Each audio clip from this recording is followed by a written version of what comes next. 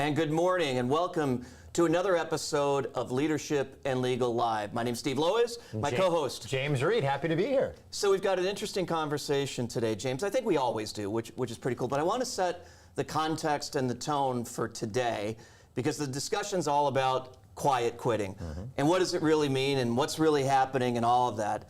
And I don't know that everybody has seen the initial video about quiet quitting. I'm on TikTok and all that. So I've seen it, and I think a lot of people have. There's still a fair number of people that I've reached out to that have not. But before we get started now, we're going to play the video for everybody to see, and then we'll dissect it from there. Great. But we're on lots of platforms. We're on Zoom, we're on LinkedIn Live, we're on Facebook, we're across the board. So it's too hard to track all the comments and all the questions from all of the media. So here's what we want you to do.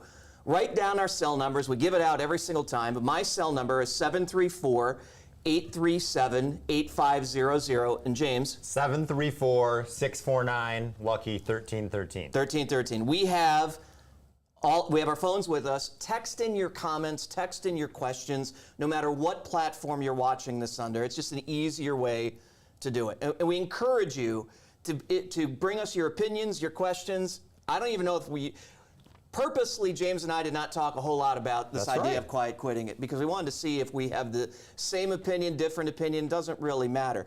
But David, if you're able to, let's start with the TikTok video on quiet quitting that has kind of started this whole social media trend, and then we'll go from there.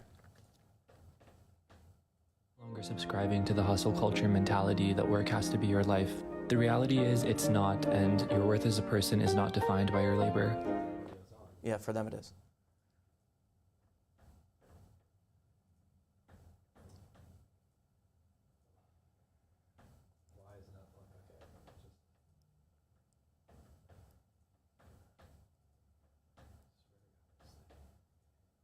All right, we're going to try it one more time here, guys. See if we get it to play, David.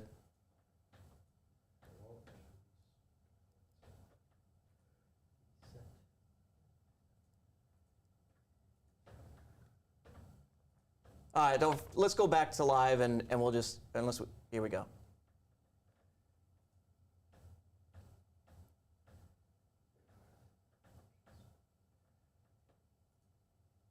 Yeah, don't worry about it. Let's go back to live, David. It's all good. So, unfortunately, sometimes the technology doesn't work exactly like we'd want it to. But there's a 17-second version of the clip where that has gone viral, which has supposedly created this whole new trend around quiet quitting. So, James, I'm going to throw the first question to you. Yes, please. What the hell is quiet quitting? So to me, it's stuck in a rut, lack of engagement, not motivated, doing the bare minimum to earn a paycheck. Is it new? Definitely not. and this is why I think we've got to have this conversation because July is when the TikTok video came out, and everybody thinks that this quiet quitting is something that's brand spanking new, but by your definition. No, this is some Gallup studies show there's been 28 to 30% engagement, max of 32 ever in the last 100 years. Yeah, it's actually just a different term for the same things we've been experiencing for quite some time. No doubt. So I did a little research, and I know you did a little research on this as well. And so the term quiet quitting actually started in 2009. And I wasn't aware of this, but there was a symposium, a Texas A&M economics conference that had talked about quiet quitting and the impact in 2009. Remember where we were in 2008 and 2009, folks, right? Right. So this is nothing new. And then the other thing I didn't realize, do you know that this has been a trend in China? No. So there's we're drawing from some of what was happening in China, a very oppressive environment to work in. And they had this thing in 2021, so a year before this TikTok video came out, called Tang Ping, or lying flat. Okay. And it was really a revolt against the oppression in which people were working under in China. So both of those happened way before this TikTok thing. So my theory on the 2009 is I was kind of in that group. The overachievers, hard workers get no bonus. Yeah. And you're told you probably get a decrease, and you're lucky to be employed. Yeah. And because there weren't as many jobs then. There weren't as many jobs then. And if you are one of those employees that doesn't have the open records, you don't realize, you think the people on the ivory tower are getting a windfall, and you feel undervalued. And so I think once things in 2009 get a little better, now you lost trust and loyalty. Yeah, so when you look at the Gallup, all the surveys that are out there right now that you just referenced, right? Yeah. 32% of people are engaged. I think there's 18 that are officially unengaged, and then or what do they call it? Actively unengaged. Okay. And then the rest of them are disengaged. It's just another term for disengaged. It's just another term for pissed off. It's just another term for I don't feel like I'm providing value or that I'm being valued. Right. So is it real? It's not really new. It's not really new. So much so that when I talk to certain clients about employees' lack of engagement, the discussion is if you laid off everybody that was not engaged, you lose, almost a third of the workforce. Yep, big time. Right. Now we'll talk about how to address some of these issues here in a little bit, but I wanted to set the tone that, Ken, this is not a new. It is a problem. No ifs, ands, or buts. It's a problem. I think you would agree on that as well. Definitely. But it's not a new problem. Not a new problem. It kind of reminds me of the 80-20 rule, where there's the 20% of the kind of overachievers bringing in all the profit, all the value, and then the 80% are kind of doing their role, but they aren't, the key staple to the operation. So, I mean, people view it, though, differently. So some people view it like that, right? Others view it as, you know what, I'm paid to do my job, and that's all I'm doing, and why do I need to do anything else? And then others view it as they're just lazy. Which view is right? I think I understand the various perspectives. Yeah. To me, the biggest change with quiet quitting is basically used to be you work at GM or Ford and you try to do a 30 years and you every year or so move up the ranks. It seems like now it's easier to get a job somewhere else than it is to deal with the politics and fight and get promoted where you're at. So I think the quiet quitting is different. It's more like, it should be called quiet hopping. Well, so that's actually a good point. We'll look at some stats around that in a little bit. Is it truly but quiet quitting is not actually the act of quitting. True, but I think that while they're working remotely, while they're not as engaged with that free time, yes, maybe they're spending more time with family or exercise, but I also think they're taking all those recruiter calls more than ever. You would know, you're probably getting more people answering the phone, opened opportunity, where before they used to get ignored. But I think that's going to change, and we'll talk about kind of where the economy is going, or at least where it seems like the economy is going. And is quiet quitting actually the smartest thing to do right now when we're on the cusp of the economy slowing down, and it already has started to slow down? Well, you and I have talked about this. It's definitely not. Those people that are fully remote, no engagement, no culture, those could be the first to go. Yeah, so from a general definition perspective, let's just make sure we're on the same page. How a lot of people are viewing quiet quitting is, I'm not going to do any more than what I'm required to do. That's it. So if that means I clock off at 5 o'clock, I'm clocking off at 5 o'clock. If that means it's in my job description, I'll do it. If it's anything more than that, I won't do it. If that's truly the way that everyone's looking at quiet quitting, and that seems to be the most prevalent description, what's the impact when the employer or the boss or the manager, whoever, is looking at all of their people that they want to invest in, that they want to promote, and nobody's standing out from the crowd? So that's hard because the SHRM survey said that the average life cycle of an employee is 4.5 years max, and you're going to have 17 jobs in an employee's career. So it's kind of the age-old question: do you invest in them knowing they're likely to leave in 4 years, or do you not invest in them and are stuck with someone that isn't skilled enough to really advance? So what do you do? If those are the options from where you're sitting, running part of the business, being a lawyer and all this, what do you recommend? You have no choice but to fully try to engage them and train them is the only option. It's because this is the same thing that's been going on for so long, that disengagement piece, whatever you want to call it, burnout, disengagement, I don't care what it is. I think the leader has a big piece in solving the problem and in creating the problem, but I'm also of the opinion that there's some self-responsibility that every employee has, and if you're willing to say, I'm not going to do any more that's expected of me, and I get why, I don't have a problem with that, but then don't be complaining when you're passed over. That's true, and that raises the question on interviewing. I think some people have a fire in their belly and work hard and are overachievers no matter what the culture is. Yeah, agreed. Right, so I guess what are your thoughts on, does this make you want to reevaluate hiring better and what questions to ask in an interview? I absolutely, you do have to be you have to be thoughtful about the way, who you hire and who you bring onto the team. Are you always going to find that 20% that seems to have the fire in the belly? I don't think so. I don't, and I don't think you could have 100% of those people in the room because they all start fighting against each other because they want to get ahead. I agree. So I do think that's a problem because in most organizations you have the 20-60-20. You got 20% at the top, you got 60% in the middle, and you got 20% at the bottom. The bottom people need to be coached out. Don't bring on a low performer.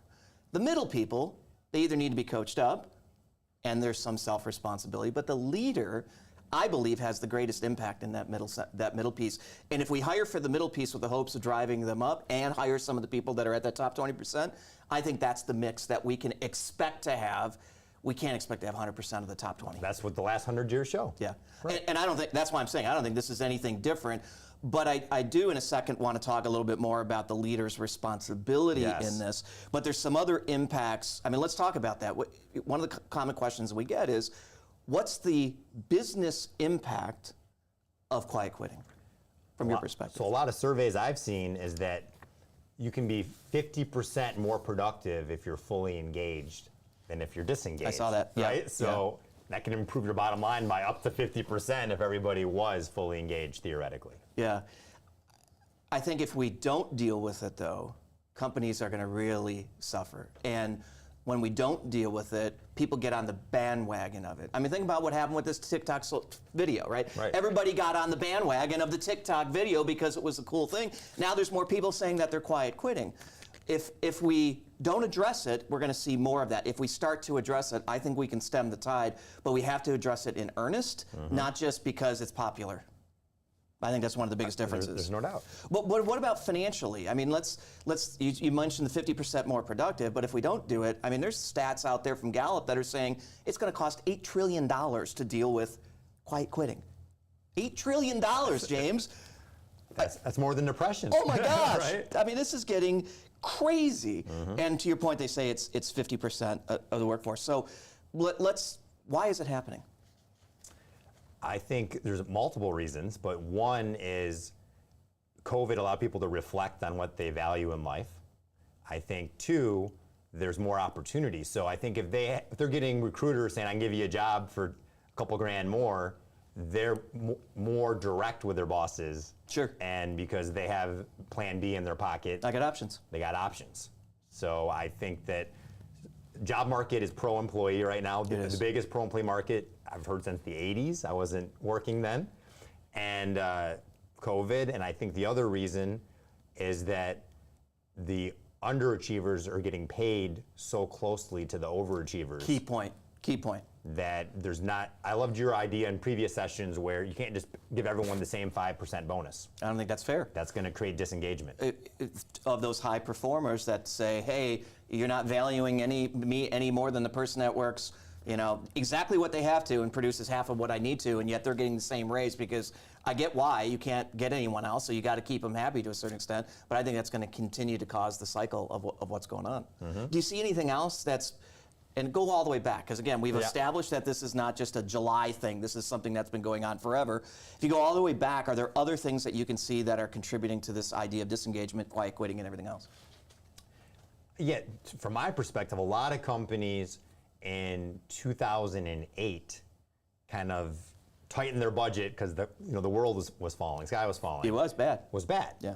And so what I noticed is you fast forward 10 years, a lot of people that survived that were really good at sales or the top 20% or top 60% got promoted to management. Yes. And I don't think a lot of companies invested a ton of time on training this past 10 years. I think that's a big part of it. I think there's going alongside of that leadership in general does have something to do with this. And when the quiet quitters are saying my leader sucks and I'm not getting what I need and all that, I do think there's a huge percentage of responsibility on the individual leader and the way that we have viewed our team members in the past. I agree. I think in 2008, a lot of leaders thought those employees are lucky to have a job. Yeah. And then it seems now they see all these employees leaving, that the trust of leadership trusting the lower level is not as strong. And vice versa. And vice versa. And I think that's one of the reasons. I mean, for years it's been said you leave your boss, you don't necessarily leave the organization. I think there's more to it than that. I think you could leave your job, you could leave your boss, you could leave your team, you could leave the culture of the organization, which is really just, the culture is really just the behaviors of the leaders and everyone else there. So I think you can leave for a number of reasons. But if we don't fix this leadership thing, we're going to continue to have ongoing problems with disengagement, with quiet quitting, and so on. And I don't think most leaders actually know how to lead. No, that's for certain. That's most of the lawsuits I get. Or the leader doesn't know what the hell they're doing in the first place. They had no training, had no idea. They didn't even want to be a leader. Well, I mean, this is not the topic for today, but I think in general the training that leaders get is just crappy anyways. I don't think, they're getting trained on how to manage people, they're not getting trained on how to lead people. And I think as the world has changed, the workplace has changed, the work itself has changed, the workforce has changed, and leadership has stayed the same. I agree. Yep. I mean, that's a serious problem, and I think we've got to address it at the core before we can fix the problem in the first place. Otherwise, it's going to keep happening over and over. So what do you suggest? How do we address this problem? Well, I think one of the truths that are coming out of it, from my perspective, is most employees are saying they don't feel heard or supported. Why do they not feel heard or supported? Their boss spends very little time with them. Their boss, all we're doing as bosses is throwing more work on our people, without actually trying to figure out a way to get the best for our people as opposed to just the best from our people. Because we'll manipulate our people to get the best from them. Sure. But just think if you actually focused on getting the best for them. And this does not mean beanbag chairs and ping pong tables and you get to work 1 day a week and you can have the other 5 days or six days off. That's not what I'm talking about. I look at it as, think about your child. You got kids. I got kids. We want the best for our kids, do we not? And we'll go out of our way, but we'll also correct our kids when it's appropriate to correct our kids. Right. Because we don't want them to have the wrong opinion. I don't think leaders are doing either side of the coin very well. They're not treating their employees like family.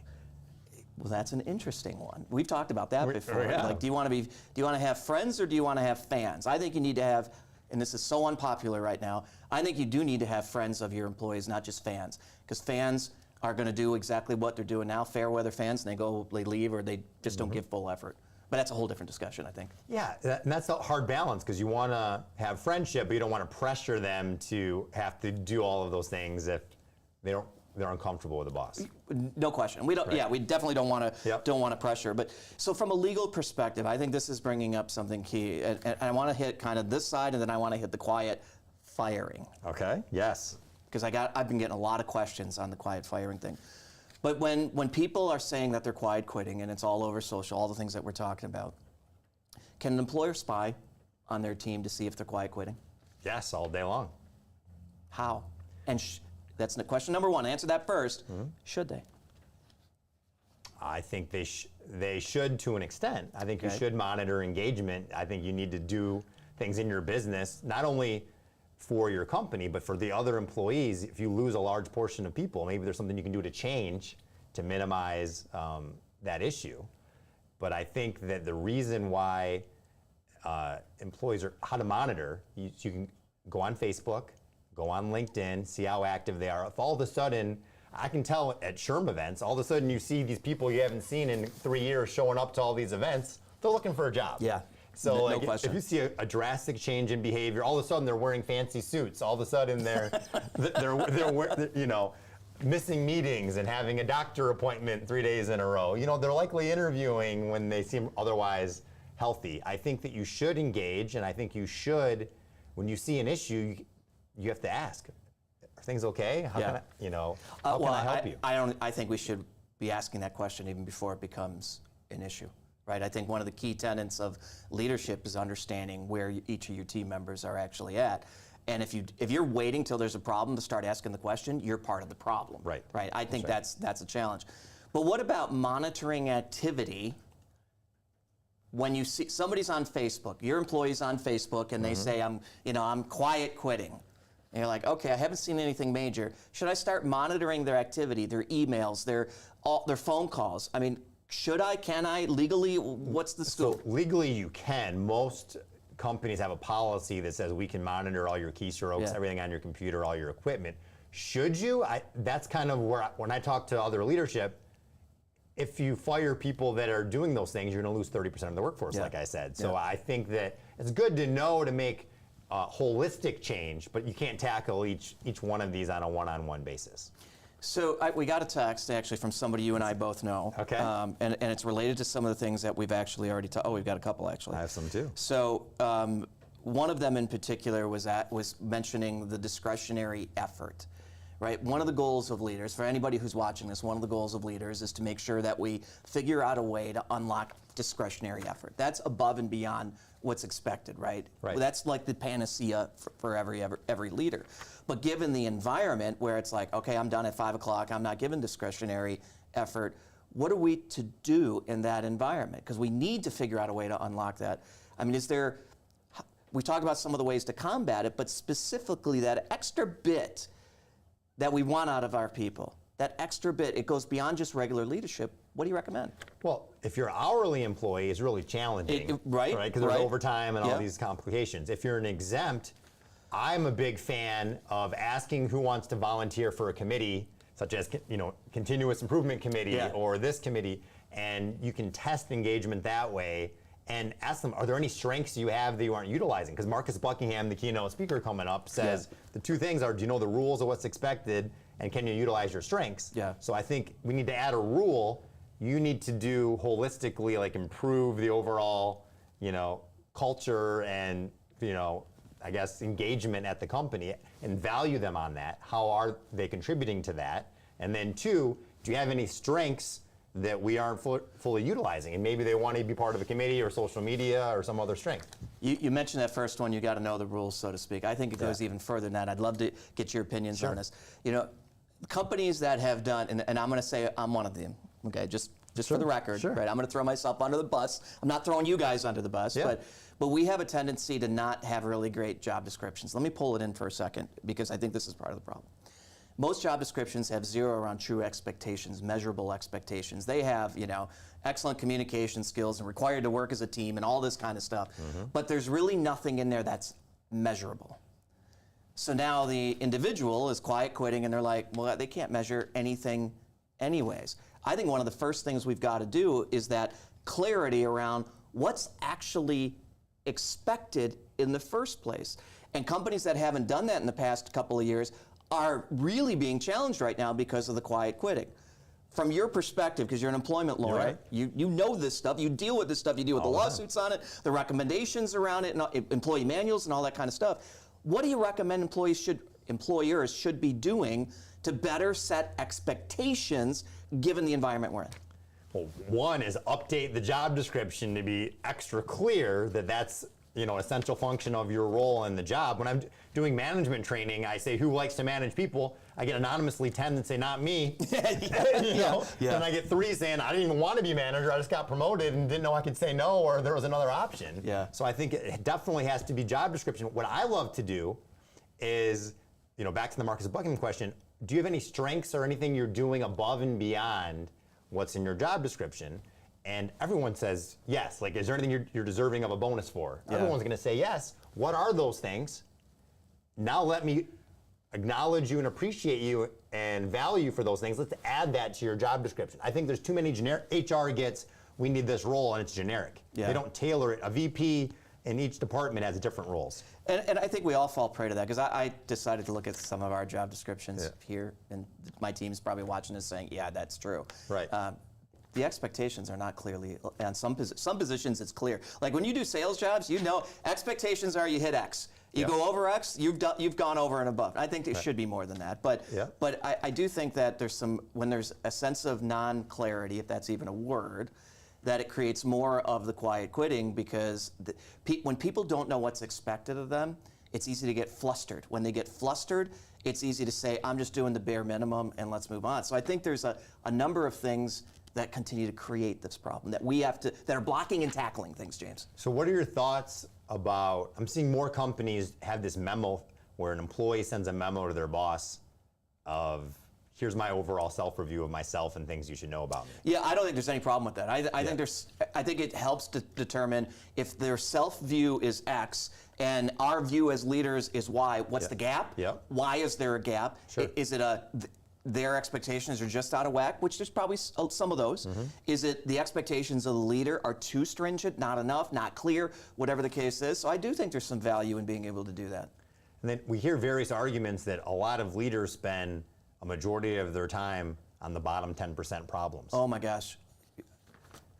Yes. I mean, let's think about that, because they're the handful. They're the hardest to deal with on a consistent basis. So we take all of our effort, and I gotta spend time developing that bottom 10%. I'm not saying throw them out, but it's definitely not. I don't believe that's where you should be spending the majority of your time. I think you're because you forget to spend time with the top performers. You forget to spend time with the middle performers that can move up to top performers, because all of your energy potentially is with those bottom performers. This may not be popular.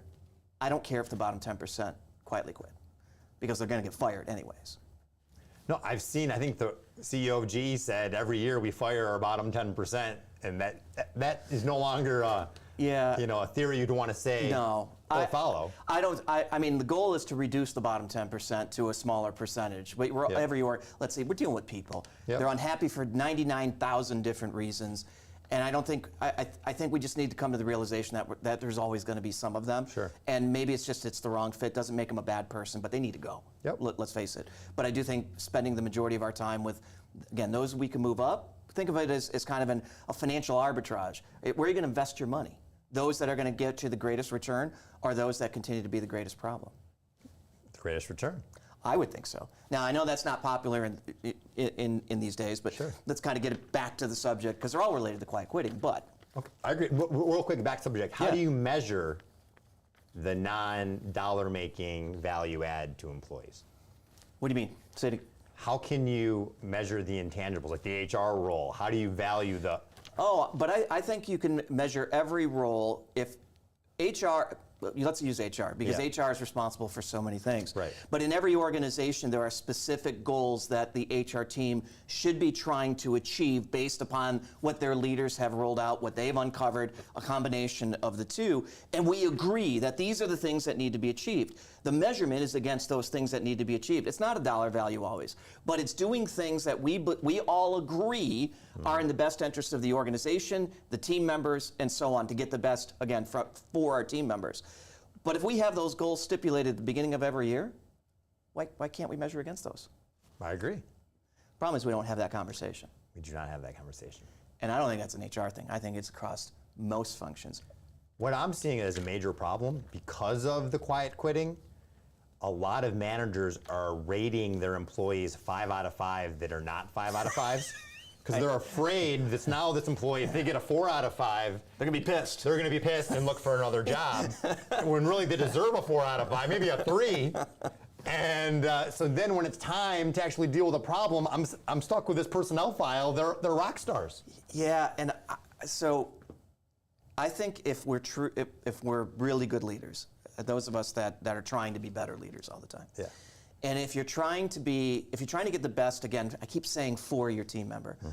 Honesty is the best way to get the best for your team member. So if they're truly a 3 out of a 5, we need to say that you're a 3 out of 5, and here's why, and here's some of the things that I think I should do to help you. Here's some things that I need you to do better, because that's honesty. I think that if we don't do that, it perpetuates this distrust and actually continues to cause more. We think we're solving the problem. I'm giving them a 5 out of 5, they're going to stay. I think that's BS. I think they know they're not a 5 out of 5.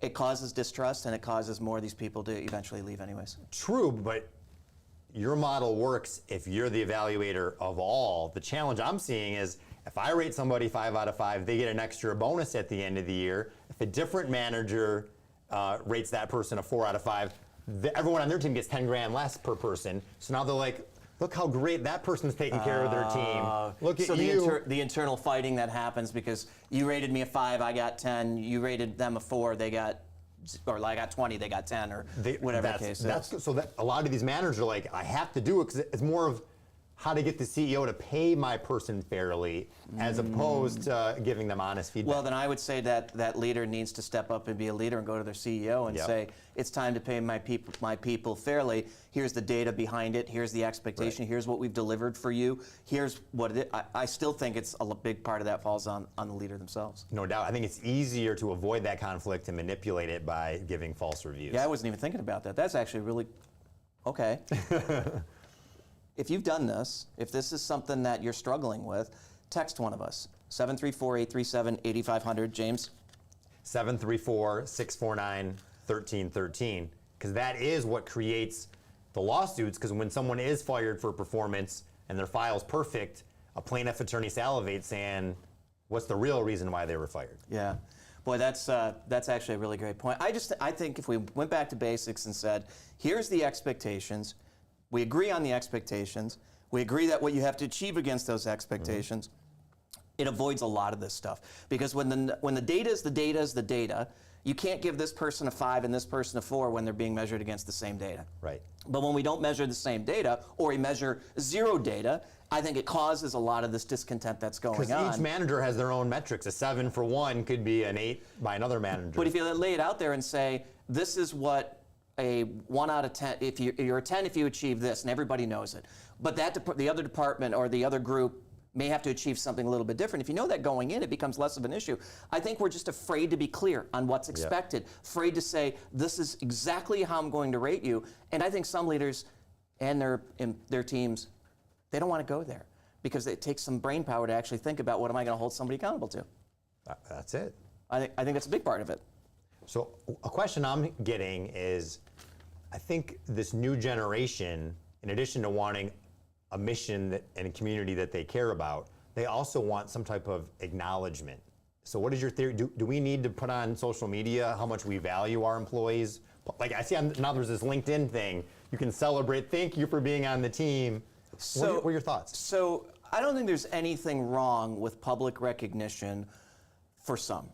Some people hate it, right? Right. I don't think that solves the problem that the people that are saying that this is an issue, recognition, I don't think that's solving the problem. I think it's pacifying. I think the recognition comes from the leader directly to the individual, and that's what's not happening. I think if that I keep bringing it back to the leader. It's like, oh, it's all our fault. I'm not saying it's all our fault. It's not what I'm saying. But I do think we contribute to it. So if you want to do that in addition to the one-on-one time you spend with each of your team members and giving them that positive feedback, giving them the constructive feedback, and they believe that you want the best for them, I think that issue goes away. Leaders won't do it, don't know how to do it, are uncomfortable doing it, don't realize they should do it, and then they pacify them by throwing it out on social media. Look, we put our team on social media. Don't have a problem with it. But I think we're not perfect at this. But I think for the most part, we also acknowledge that to the individual, which is really where the trust is built. That's my opinion on that. Sure. What do you think?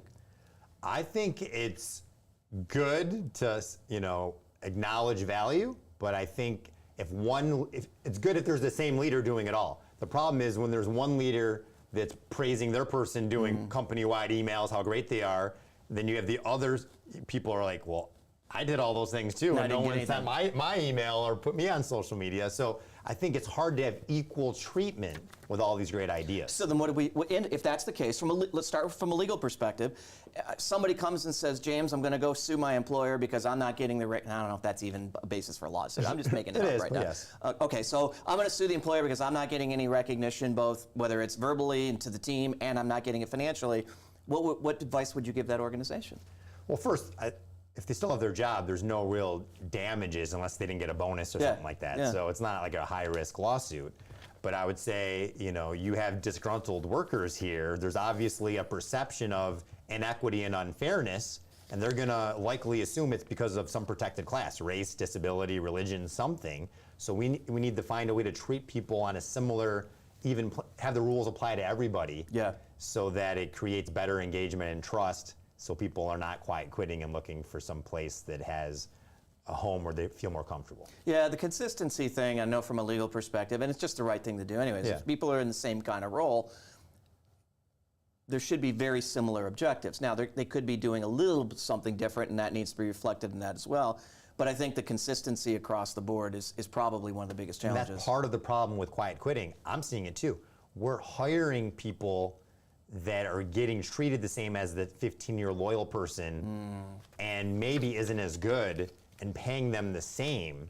And I think we're treating people differently because, oh yeah, here's a signing bonus. It's hard to hire people right now. Here's this perk. And I think that that's creating part of the quiet quitting. So let's look at the flip side of this here for a second, because I think this is an issue. Yeah. We saw it in 2009, you already referenced it. So 2008, we had a booming economy. The ground fell out, beginning of 2008. Then the ground fell out. We know what happened then. Companies went out of business, blah, blah, blah. Same thing happened kind of at the beginning of COVID in March of 2020. Companies started laying off and then PPP dollars, and they started going again. So the economy's still going relatively strong. Inflation's at the highest it's ever been. We know there's going to be a downturn. We see it happening, right? I think every financial person sees it happening at this point. We're watching the stock market down over 20% this year. Yeah, my 401k, man. Your 401k sucks right now, right? And we're seeing all this stuff happen. So we know that there's always a reset every 10 years, 12 years, 15 years. And it's going to change from an employee's market. We see it happening to an employer's market. Now, how does quiet quitting affect that? What should the quiet quitters be cognizant of, knowing what might be coming, in the next year or two? I was shocked my first 10 years of my career that every time somebody left, I thought they were quitting for another opportunity. I learned as high as 90% of the time they were actually fired and forced to leave. Really? And the employers just do kind of this email, we wish them well. Yeah. And they were forced out. Okay. So I think that we're going to see, and that's what I refer to almost as quiet firing. We're thinking about who we're going to fire, and then when we do it, we're very quiet about it because we don't want to disrupt everything else. And I've had more calls in the past few months than I have in the last 15 years on James. We're thinking about laying off this group and that group, and now we're worried about, with data, are we impacting too many women or men or people over 40 or minorities? And how does this look from a legal standpoint in case we want to pull the trigger later this year? So they're all evaluating who to potentially lay off and replace. So given that, and given where the market is going, if you were looking in that camera right there, yes, and you were talking to somebody who is currently quiet quitting, knowing what's coming, what specific advice would you give that person? If you are in the bottom 20% of your company, you are likely to be on that list to be evaluated if you're a quiet quitter.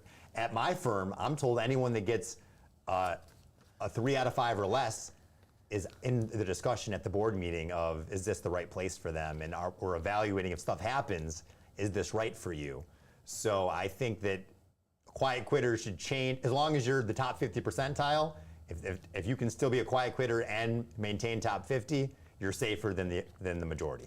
Yeah, I see the same thing's happening all over again, right? It's we have this short memory, right? Which is, part of it's short and part of it's long. Part of it is we forget what happened in 2008, 9, and so on. And then long is, well, the pendulum shifts. That's right. Right now, everybody's quiet quitting, and then you're going to get into the quiet firing. And then I think it's going to be just general firing, right? Because I need to cut costs, and there's going to be, right now it's, well, my employer doesn't show me any loyalty. Well, what do you think the employers are going to do when they have choices? Well, the employee didn't show me any loyalty, so they're out.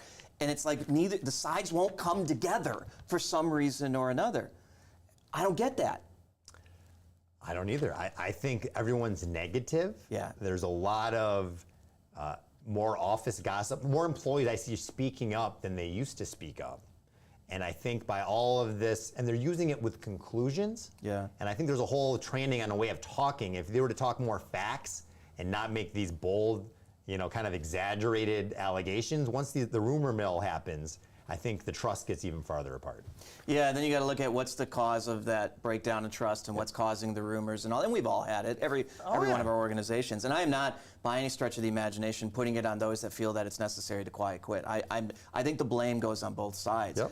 And we have to come to that realization if we're going to solve for the problem in the first place. Because you won't solve it just by leaders doing something different. Leaders need to do something different. You won't solve it just by quiet quitters viewing it differently, but they need to, at some point, view it differently as well. And both sides need to come together to avoid this. But the sexy thing right now is, on social media, because it goes viral, is quiet quitting. Right. So everybody's jumping on the frickin' bandwagon. There is a time, I think some of those that believe they should be quiet quitting, there's probably some truth to that, because they're being mistreated and so on.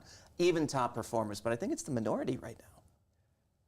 I think it is the minority as well. Yeah. And I think, though, what this quiet quitting is going to do, at least it's helping me, is if you want to spend more time with family or work less hours, there still can be a role for you. We just have to figure out how to value what you bring to the company and pay you fairly. and not make you get overpaid and do the bare minimum. Like, let's find the right role for you so we can both be happy on both sides. Yeah, the reevaluation that part of people are saying is causing the quiet quitting.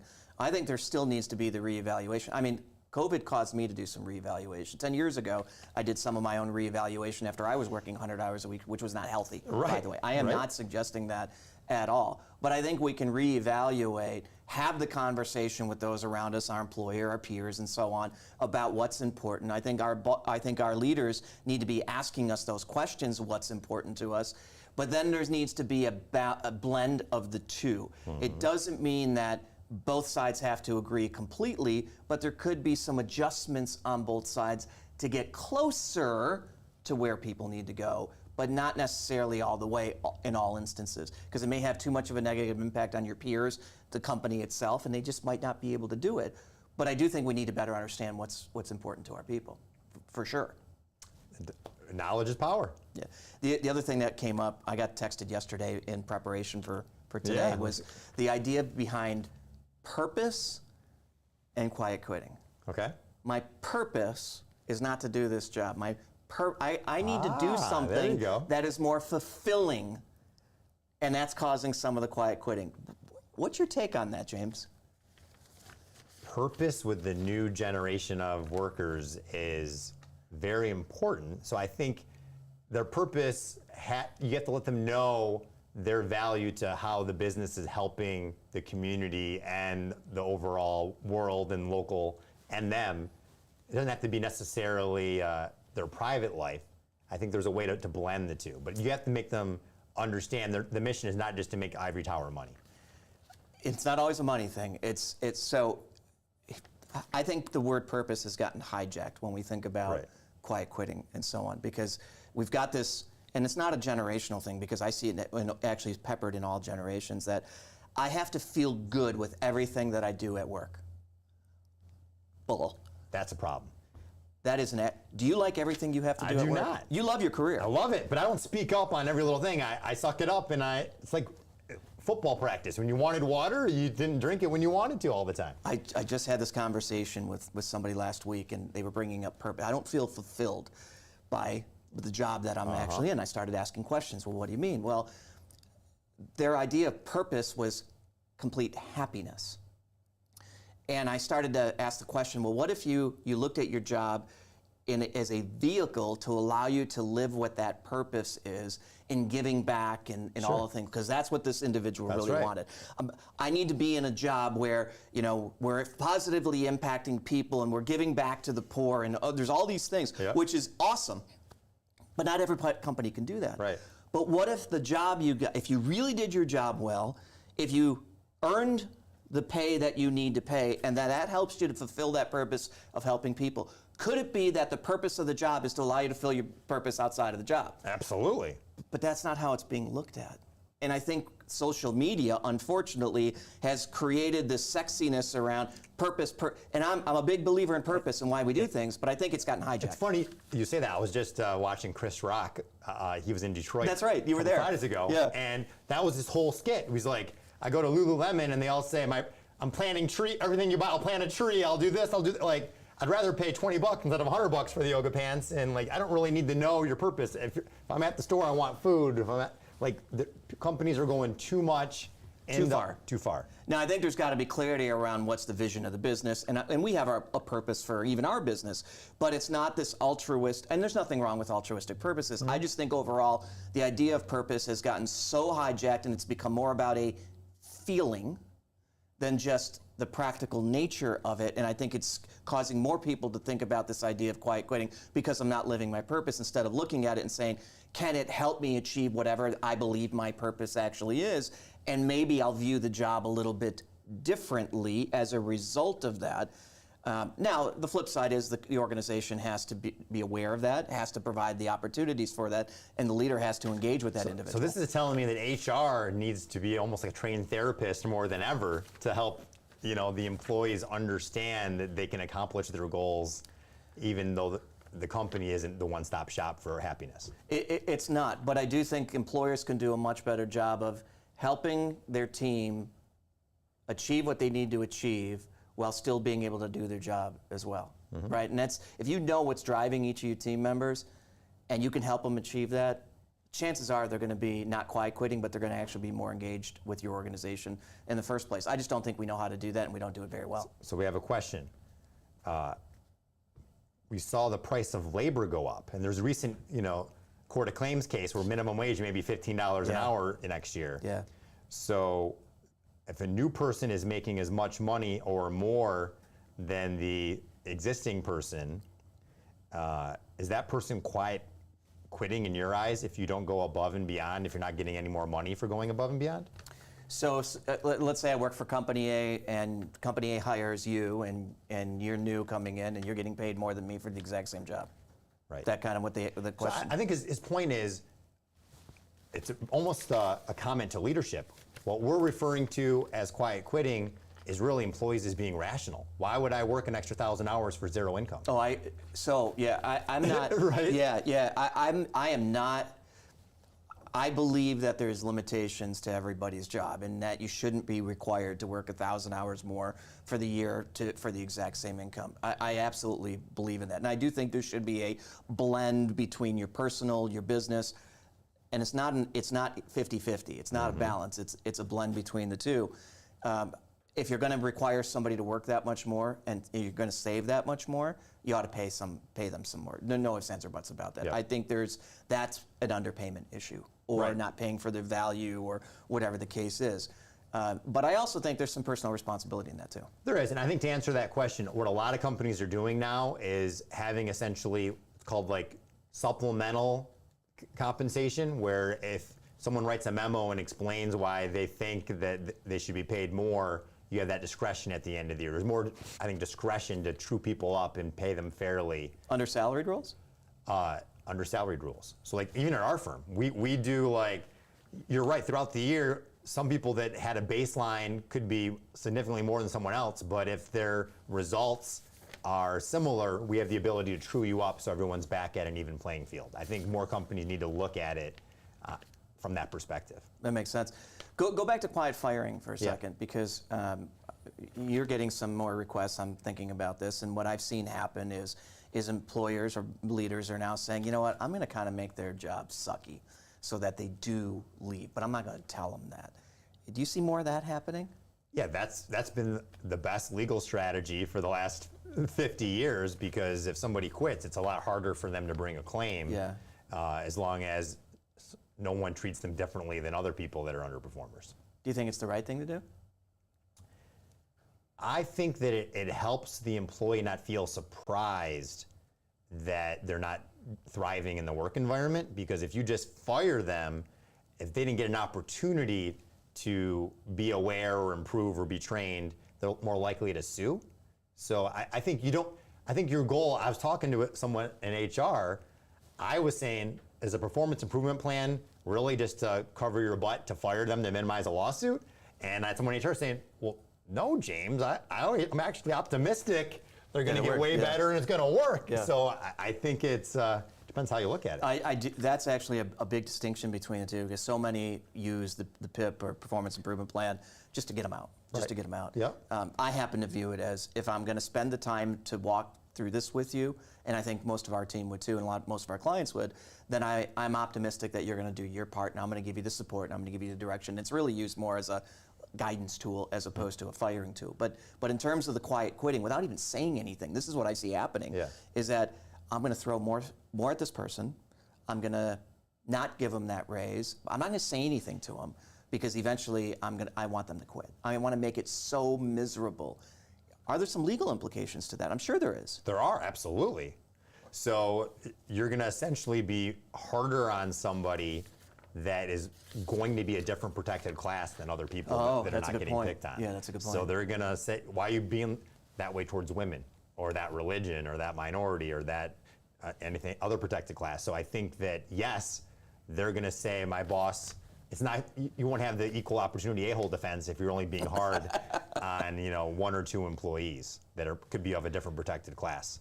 So there are legal consequences. So there's more lawsuits than ever where someone's saying, hostile work environment, I was forced to quit. Yeah. And you can still bring that lawsuit. Even if you quit, if the reasonable person would have quit in that environment and you're being picked out for an illegal reason. Are some, do you think, just doing it retaliation for the quiet quitting? For sure. Yeah. And that's where I'm saying that we need to avoid that. As you know, it's very tempting when you hear somebody. If one of my team members posted on social that they were quiet quitting, first of all, I would approach them and ask them, you know, what are we doing wrong, and so on. But if you're just going to retaliate against somebody and then start to do the quiet firing, I think that's a problem too. Okay, I want to read the top 7 ways to fix this. I read. Okay. All right. Yeah, I'm curious about this. All right. So 1 is managers must create pride in the organization. Managers must create pride in the organization. Any input onto how? It says you must be positive, honest, and continually communicate organizational strategies, values, and successes to employees. I would agree with that. All right. 2 is job fit. Managers must make it clear how employees' performance aligns with the overall company strategy and goals. That's where I think vision comes into play. I would agree. If they don't know, it's kind of the conversation that I've had with you and others around, if they know where the ultimate goal is, football, to win the game. Yep. And they know how their role helps win the game, they're much more clear about expectations and all. So I agree with that. 3 is nature of the job. Where possible, they should structure an employee's job with clear expectations that consider the interest of the employee, as well as making sure there's a skill match to the position. Managers need to discover what is unique about each person and capitalize on this uniqueness. I don't disagree with that. But I think it's got to be in the benefit of both. Understanding what makes your team tick, the skills they bring to the table, the uniqueness they bring, is the responsibility of the leader uncovering that. I agree with that. 4, trust, integrity, credibility. Yeah, right at the top. Number 1. I think that should be number 1, actually. There's no doubt. Trust is what we've talked about. Yeah, That's the most. yeah. We can see a number of trusts over each employee's head. That'd make our lives easier. For sure. 5, supportive culture. Does it say what does that mean? They need to communicate in ways that show the team is valuable and that the individual success is tied to group success. It's kind of some of the other pieces that it already talks about, so I would agree with that. 6 is emotional connection. Huge. That should be number 2 then, right? Trust comes trust only comes, true trust, after a relationship and a connection with somebody. Otherwise, the jury is still out if you can trust them or not if you don't have that relationship first. And then 7 is employee development. You have to actively show them their career path.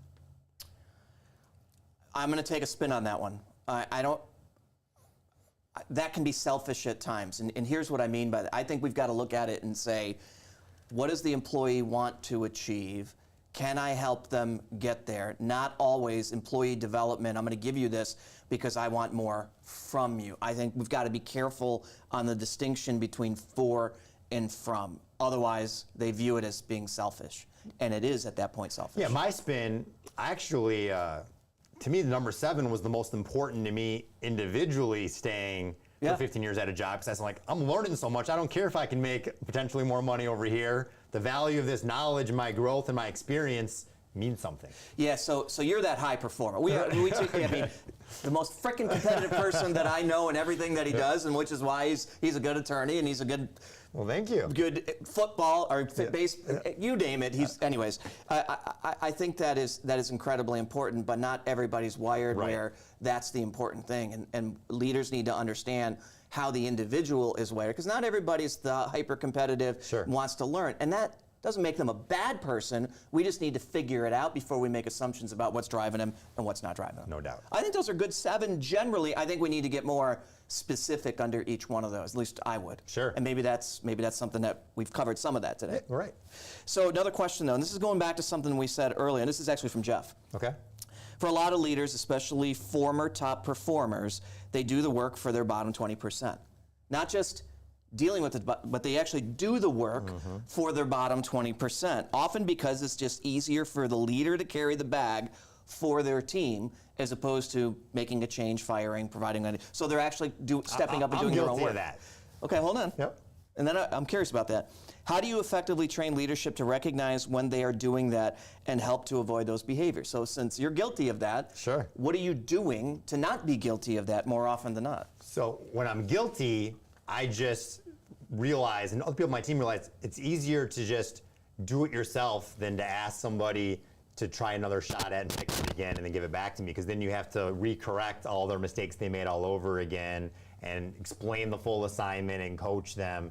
The whole idea of even giving them the assignment to begin with is to free up my time. Yeah. So every time I give that bottom 20% the work, it creates more time. So what I need to do as a better job is I probably need to spend triple the time and go over each word and train. Here's why I did this. Yeah. Here, read each red line revision, learn from this, come see me. But that also takes more hours of time, and I skip that step when I'm extra busy. But I think if I invest in that step earlier on, I'll at least give them a chance to sink or swim. And are they going to start catching on and getting better, or are they going to realize that it's not the right fit for them and they should find another role? What you're describing is common to most of us that are higher focused on our careers and that type of stuff, because I find myself, at least in years gone by, where I would do the exact same thing. I'm just going to step in and I'm going to do it. I try not to do that at all anymore. And most of the leaders that I have conversations with when they're struggling with that, it's the same thing. They just want to step in, get it done because it's a reflection on them. And they can kind of hide it that their team isn't doing so good. But I look at it and say, are you really looking out for their best interest? Because if you never teach them how to do it in the first place, they're going to fail for you. There's a good chance they may fail at the next organization because they didn't learn it or whatever that. Do we really truly value our people or not? I'm kind of a mixed bag. Ideally, if someone can get the ball 80% of the way there, there's value in an 80%er. 100%er is way more valuable. Of course. I can't, if I fired all the 80%ers, I wouldn't be able to control it. Oh, yeah. You don't, no, I'm not. So you almost have to, as long as they're at a certain level, it's almost like that's why quiet quitting works. At a certain level, I still value you. And so there's a need there still. I don't know how to balance it to invest. Should I invest in them to try to make them 100% when we probably realize it's not likely? Yeah. Well, you got to make that call at some point. I would agree with that. I mean, it's an interesting topic because I don't think it's going to go away because of the social media craze behind it. And Wall Street Journal and the Washington Post and you name it, everybody's talking about it. I think we need to, one, realize it's not a new thing. This idea of engagement and burnout and all this other stuff that's been going on since I've been working, since way before both of us have been working, has always been there. It's always going to be there if we don't do some things to be a little bit different about it. Yeah, it's the cool thing to do right now. I think we got to be careful about the ramifications of it, but I think we also need to learn from it as the employers and leaders and so on to say, okay, I'm not doing something right. Can I get to know my team better? Can I align them better with their job, their team, their boss, their culture, and all those things? I think that's kind of HR 101 and Leadership 101 that we can't lose sight of either. And I think those are some of the keys that we need to understand. But my fear, and then I'm going to let you kind of close this, James, is the pendulum. Because I do think that because of the success of the term quiet quitting, more people are jumping on. When the economy does change, and at some point it will, whether it's a year or two, it doesn't matter. You look at history, it always happens. I think it's going to be held against some of those people quiet quitting, whether it's right or wrong. It's not the issue. Just be careful if you're going to choose to do that. I think you're better off going to your employer and saying, these are the things that are important to me. Let's work out something that works for both of us. That's my thoughts. What's yours? My thoughts are that a lot of managers are sensitive pillow gloves, too much so that they're not having that healthy conflict with their employees, not really having that dialogue to tell them you expect more, here's how to do better, and you're almost fake appreciating whatever value that they add. And while maybe that's giving you some level of support now in a tight job market, you're setting yourself up to have these underperformers that aren't getting much better 10 years from now that eventually are going to be fired, and they're like, I'm doing the same thing I was doing the last 10 years. Now is it because of my age you're firing me, or now because I have a baby or a family? You're setting yourself up for disaster. So you need to find a way, despite this tight job market, to be very direct and honest with your employees, but do it in a way that isn't false conclusions, maybe constructive coaching in order to improve that communication. Yeah, I think there's a lot more to be said here. I don't think this is going to be the last time we have this conversation, but I think we're right at time. If you've got questions, if you've got comments about this topic or anything else that James and I have talked about in Leadership and Legal, if you want to come on and actually talk about one of the things I tried to do and didn't happen.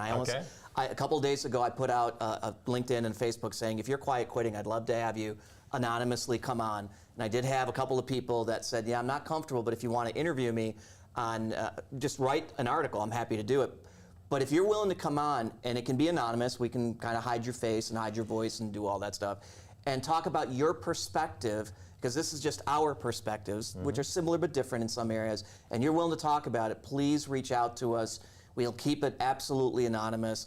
There's nothing wrong with a completely different opinion of why this is going on. That's why we have these conversations in the first place. We want to hear it beyond this. If you're struggling with it, if you've got other comments, other thoughts, reach out to one of us. If you want to come on, contact myself, contact James. Absolutely. One more time, though, your cell number, James. 734-649-1313. If your company's struggling with some of these things, definitely reach out to James, especially from the legal perspective, because he's got it. My cell number, 734-837-8500. Again, leadership and legal, the idea is to continue to talk about topics that are relevant.